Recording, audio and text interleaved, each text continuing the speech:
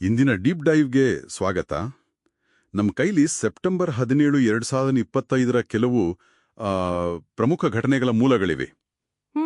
ಮಹಾರಾಷ್ಟ್ರದ ಮಳೆಯಿಂದ ಹಿಡಿದು ಮಧ್ಯಪ್ರದೇಶದ ಕೆಲವು ಸ್ವಲ್ಪ ಆತಂಕಕಾರಿ ಘಟನೆಗಳು, ರಾಜಕೀಯ ತಿರುವುಗಳು, ಹೀಗೆ ಬೇರೆ ಬೇರೆ ವಿಷಯಗಳು. ಹೌದು. ಇಂದು ನಾವು ದೇಶದ ಬೇರೆ ಬೇರೆ ಕಡೆ ಆಡಳಿತ, ಸಾರ್ವಜನಿಕ ವ್ಯವಸ್ಥೆಗಳು, ಆಮೇಲೆ ರಾಜಕೀಯ, ಇದೆಲ್ಲ ಹೇಗೆ ಸವಾಲುಗಳನ್ನು ಎದುರಿಸ್ತೀವಿ ಅನ್ನೋದರ ಮೇಲೆ ಸ್ವಲ್ಪ ನೋಡೋಣ ಅಲ್ವಾ? ಹೌದು, ಖಂಡಿತ. ಈ ಬೇರೆ ಬೇರೆ ವರದಿಗಳಿಂದ ಮುಖ್ಯವಾದ ಒಳನೋಟಗಳನ್ನ, ಗಮನಿಸಬೇಕಾದ ಅಂಶಗಳನ್ನ ಗುರುತಿಸುವುದೇ ನಮ್ಮ ಇವತ್ತಿನ ಗುರಿ. ಸರಿ, ಹಾಗಾದರೆ ಶುರು ಮಾಡೋಣ. ಮೊದಲನೇದಾಗಿ ಮಹಾರಾಷ್ಟ್ರ. ಕಳೆದ ವಾರ ಅಲ್ಲಿ ಭಾರೀ ಮಳೆಯಾಗಿತ್ತಲ್ಲ? ಹೌದೌದು. ರಾಜ್ಯ ವಿಪತ್ತು ನಿರ್ವಹಣಾ ಇಲಾಖೆ ಪ್ರಕಾರನೇ 100 ಹಳ್ಳಿಗಳು ನೀರಲ್ಲಿ ಮುಳುಗಿ ಹೋಗಿವೆ. ಓಹ್! 400ಕ್ಕೂ ಹೆಚ್ಚು ಜನರನ್ನು ರಕ್ಷಣೆ ಮಾಡಿದ್ದಾರೆ. ಮತ್ತೆ ಖಾರಿಫ್ ಬೆಳೆಗಳಿಗೂ ಅಂದ್ರೆ ಬಹಳ ಹಾನಿಯಾಗಿದೆ.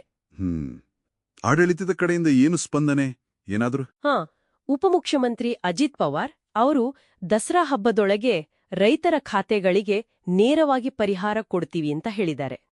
ಹೇಳಿದ್ದಾರೆ. ಇದು ಆಡಳಿತದ ಸ್ಪಂದನೆಯ ವೇಗ ತೋರಿಸುತ್ತೆ, ನಿಜ. ಆದ್ರೆ ಇಂತಹ ಭರವಸೆಗಳು ಎಷ್ಟು ಬೇಗ ಕಾರ್ಯರೂಪಕ್ಕೆ ಬರುತ್ತೆ ಅನ್ನೋದನ್ನ ಕಾದು ನೋಡ್ಬೇಕು. ಸರಿ ಸರಿ. ಕೆಲವೊಮ್ಮೆ ಈ ತರ ಘೋಷಣೆಗಳು ಹೇಗೆ ಅಂದ್ರೆ ಸ್ವಲ್ಪ ಸಾರ್ವಜನಿಕ ಒತ್ತಡ ಅಥವಾ ಬೇರೆ ಕಾರಣಕ್ಕೂ ಇರ್ಬೋದಲ್ವಾ? ಹೌದು, ಇರ್ಬೋದು. ಸರಿ, ಈಗ ಮಹಾರಾಷ್ಟ್ರದಿಂದ ಮಧ್ಯಪ್ರದೇಶಕ್ಕೆ ಬರೋಣ. ಅಲ್ಲಿಂದ 2 ಬೇರೆ ಬೇರೆ ತರಹದ ಸುದ್ದಿಗಳಿವೆ. ಒಂದು ಅಪರಾಧಕ್ಕೆ ಸಂಬಂಧಿಸಿದ್ದು. ಹೌದು, ಅದು ಅಂದ್ರೆ ಸಿಧಿ ಜಿಲ್ಲೆಯಲ್ಲಿ ಅಡುಗೆ ವಿಚಾರಕ್ಕೆ ಶುರುವಾದ ಜಗಳದಲ್ಲಿ ಹೆಡ್ ಕಾನ್ಸ್ಟೇಬಲ್ ಸವಿತಾ ಸಾಕೇತ್ ಅವರನ್ನ ಅವರ ಪತಿಯೇ ವೀರೇಂದ್ರ ಸಾಕೇತ್ ಬೇಸ್ಬಾಲ್ ಬ್ಯಾಟ್ನಿಂದ ಒಡೆದು ಕೊಂದಿದ್ದಾರೆ ಅಂತ. ಅಯ್ಯೋ! ಆರೋಪಿ ಪರಾರಿಯಾಗಿದ್ದಾನೆ ಅಂತ ತಿಳಿದು ಬಂದಿದೆ. ಇದು ನಿಜಕ್ಕೂ ತುಂಬಾ ದುರಂತದ ಸುದ್ದಿ. ಇನ್ನೊಂದು ಸುದ್ದಿ ಕೇಳಿ, ಅದು ಕೂಡ ಅಷ್ಟೇ ಆಘಾತಕಾರಿ. ಜಬಲ್ಪುರದ ಸರ್ಕಾರಿ ಆಸ್ಪತ್ರೆಯಲ್ಲಿ ರೋಗಿಗಳಿಗೆ ಇಲಿಗಳು ಕಚ್ಚಿವೆ ಅಂತ. ಹೌದು. ಇದೇ ತರ ಇಂದೋರ್ನಲ್ಲಿ ಇಲಿ ಕಚ್ಚಿ 2 ಶಿಶುಗಳು ಸತ್ತಿದ್ದಾರೆ ಅನ್ನೋ ಸುದ್ದಿ, ಅದು ಕೇವಲ 2 ವಾರಗಳ ಹಿಂದೆ ಅಷ್ಟೇ ಬಂದಿತ್ತು. ಹೌದು, ಅದೇ ಬಹಳ ಗಂಭೀರವಾದ ವಿಷಯ. ನೇತಾಜಿ ಸುಭಾಷ್ ಚಂದ್ರ ಬೋಸ್ ಸರ್ಕಾರಿ ವೈದ್ಯಕೀಯ ಕಾಲೇಜು ಆಸ್ಪತ್ರೆಯಲ್ಲಿ 2 ರೋಗಿಗಳು ಮತ್ತೆ ಒಬ್ಬ ಸಹಾಯಕನಿಗೆ ಇಲಿ ಕಚ್ಚಿದೆ ಎನ್ನಲಾಗಿದೆ. ಓಹ್, ಕರ್ದಾಯ. ಇಂದೋರ್ ಘಟನೆಯಲ್ಲಿ ಸರ್ಕಾರ ಹೈಕೋರ್ಟಿಗೆ ಇಲಿ ಕಡಿತದಿಂದ ಸಾವು ಆಗಿಲ್ಲ ಅಂತ ಹೇಳಿತ್ತು. ಆದ್ರೆ ಈಗ ಮತ್ತೆ ಅದೇ ತರ ಆಗ್ತಿದೆ. ಹೌದು. ಈ ಪುನರಾವರ್ತಿತ ಘಟನೆಗಳು ಸರ್ಕಾರಿ ಆಸ್ಪತ್ರೆಗಳಲ್ಲಿನ ನೈರ್ಮಲ್ಯ, ನಿರ್ವಹಣೆ ಬಗ್ಗೆ ನಿಜವಾಗ್ಲೂ ದೊಡ್ಡ ಪ್ರಶ್ನೆಗಳನ್ನ ಎತ್ತುತ್ತೆ. ಜಿಲ್ಲಾಧಿಕಾರಿ ಆಸ್ಪತ್ರೆಗೆ ನೋಟಿಸ್ ಕೊಟ್ಟಿದ್ದಾರೆ. 3 ದಿನದಲ್ಲಿ ವರದಿ ಕೇಳಿದ್ದಾರೆ. ಆಸ್ಪತ್ರೆ ಕಡೆಯಿಂದ ಒಂದು ತನಿಖಾ ಸಮಿತಿಯನ್ನು ರಚಿಸಿದ್ದಾರೆ. ಸರಿ. ಇದು ನಮ್ಮ ಸಾರ್ವಜನಿಕ ಆರೋಗ್ಯ ವ್ಯವಸ್ಥೆಯಲ್ಲಿನ ಆಳವಾದ ಸಮಸ್ಯೆಗಳ ಕಡೆಗೆ ಬೆರಳು ತೋರಿಸುತ್ತೆ ಅಂತ ಅನ್ಸುತ್ತೆ. ನಿಜ. ವ್ಯವಸ್ಥೆಯ ಮಾತು ಬಂದಾಗ ರಾಜಸ್ಥಾನದಲ್ಲಿ ಒಂದು ಹಳೆ ರಾಜಕೀಯ ಕೇಸ್ ಅದು ಈಗ ಮುಗಿತಾ. 2020ರ ಗೆಹ್ಲೋಟ್ ಸರ್ಕಾರ ಉರುಳಿಸುವ ಯತ್ನದ ಕೇಸ್. ಹೌದು. ಆ ಪ್ರಕರಣದಲ್ಲಿ ಭ್ರಷ್ಟಾಚಾರ ನಿಗ್ರಹ ದಳ ಅಂದ್ರೆ ಎಸಿಬಿ ಅವರು ಸಲ್ಲಿಸಿದ ಕ್ಲೋಸರ್ ರಿಪೋರ್ಟ್ ಅನ್ನು ರಾಜಸ್ಥಾನ್ ಹೈಕೋರ್ಟ್ ಒಪ್ಕೊಂಡಿದೆ. ಅಂದ್ರೆ ಕೇಸ್ ಕ್ಲೋಸ್ ಆಯ್ತು. ಹೌದು, ಪ್ರಕರಣವನ್ನು ಮುಕ್ತಾಯಗೊಳಿಸಲಾಗಿದೆ. ಆಗ ಫೋನ್ ಕರೆಗಳ ಆಧಾರದ ಮೇಲೆ 2 ಉದ್ಯಮಿಗಳನ್ನ, ಅಶೋಕ್ ಸಿಂಗ್ ಮತ್ತೆ ಭರತ್ ಮಲಾನಿ ಅವರನ್ನ ಎಸ್ಒಜಿ ಅರೆಸ್ಟ್ ಮಾಡಿತ್ತಲ್ಲ? ಹೌದು, ಮಾಡಿತ್ತು. ಆದ್ರೆ ಇಲ್ಲಿ ಒಂದು ಇಂಟ್ರೆಸ್ಟಿಂಗ್ ವಿಷಯ ಏನಪ್ಪಾ ಅಂದ್ರೆ, ಎಸಿಬಿ ವರದಿ ಪ್ರಕಾರ ಆ ಫೋನ್ ಕರೆಗಳಲ್ಲಿ ಲಂಚ, ಕುದುರೆ ವ್ಯಾಪಾರ ಅಥವಾ ಸರ್ಕಾರ ಉರುಳಿಸುವ ಪಿತೂರಿ ಈ ಬಗ್ಗೆ ಯಾವುದೇ ಸಾಕ್ಷಿ ಸಿಕ್ಕಿಲ್ವಂತೆ. ಹೌದಾ?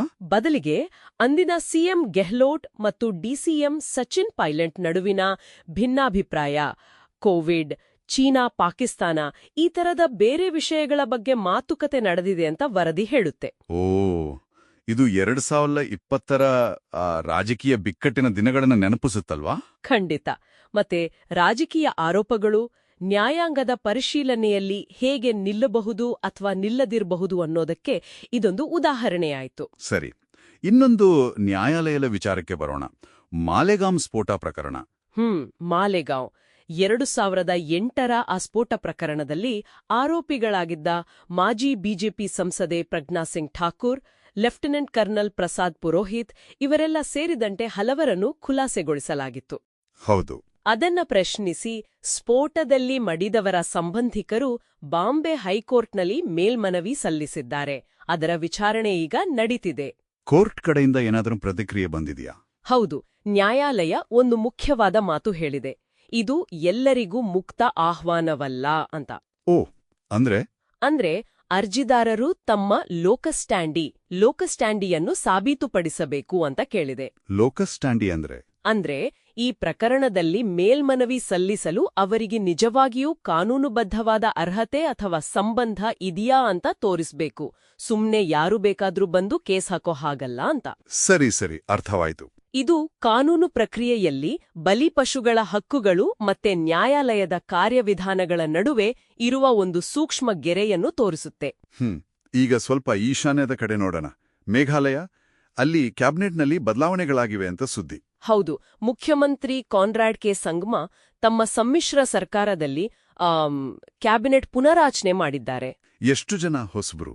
8 ಜನ ಹಳೆ ಮಂತ್ರಿಗಳನ್ನ ಕೈಬಿಟ್ಟಿದ್ದಾರೆ. 7 ಹೊಸ ಮುಖಗಳು ಸೇರಿದಂತೆ ಒಟ್ಟು 8 ಶಾಸಕರನ್ನು ಸಂಪುಟಕ್ಕೆ ಸೇರಿಸಿಕೊಂಡಿದ್ದಾರೆ. ಓಕೆ, ಕಾರಣ? ಪ್ರಾದೇಶಿಕ ಪ್ರಾತಿನಿಧ್ಯವನ್ನು ಅಂದ್ರೆ ರೀಜನಲ್ ರೆಪ್ರೆಸೆಂಟೇಷನ್ ಅದನ್ನ ಬ್ಯಾಲೆನ್ಸ್ ಮಾಡೋಕೆ ಅಂತ ಮುಖ್ಯಮಂತ್ರಿ ಹೇಳಿದ್ದಾರೆ. ಇದು ಒಂಥರ ಆಡಳಿತಾತ್ಮಕ ಮತ್ತೆ ರಾಜಕೀಯ ಹೊಂದಾಣಿಕೆಯ ಪ್ರಯತ್ನ.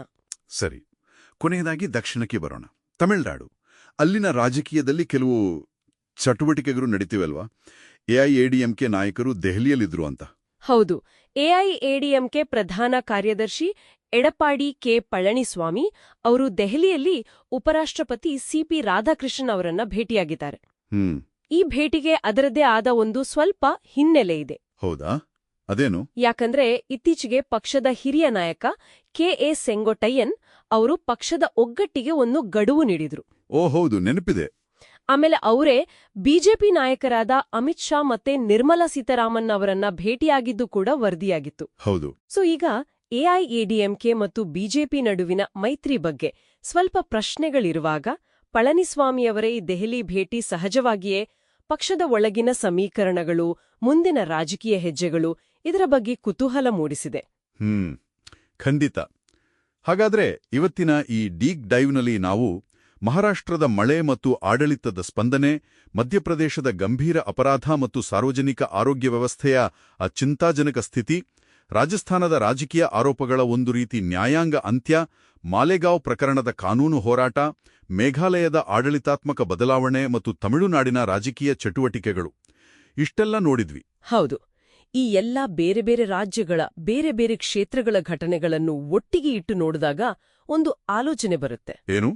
ಈ ವಿವಿಧ ರಾಜ್ಯಗಳಲ್ಲಿನ ಆಡಳಿತ, ಸಾರ್ವಜನಿಕ ವ್ಯವಸ್ಥೆಗಳ ಕಾರ್ಯವೈಖರಿ, ನ್ಯಾಯಾಂಗ ಪ್ರಕ್ರಿಯೆಗಳು, ರಾಜಕೀಯ ಚಲನವಲನಗಳು ಇದರಲ್ಲೆಲ್ಲ ಕಾಲಾನಂತರದಲ್ಲಿ ನಾವು ಗಮನಿಸಬಹುದಾದಂಥ ಯಾವುದಾದರೂ ಆಳವಾದ ಪುನರಾವರ್ತಿತ ಮಾದರಿಗಳು ಅಂದ್ರೆ ಪ್ಯಾಟರ್ನ್ಸ್ ಅಥವಾ ಏನಾದರೂ ಗುಪ್ತವಾದ ಸಂಪರ್ಕಗಳು ಇರಬಹುದೇ? Interesting point. ಬಹುಶಃ ಇದು ನಮ್ಮ ಮುಂದಿನ ಚಿಂತನೆಗೆ ಒಂದು ವಿಷಯ ಇರಬಹುದು.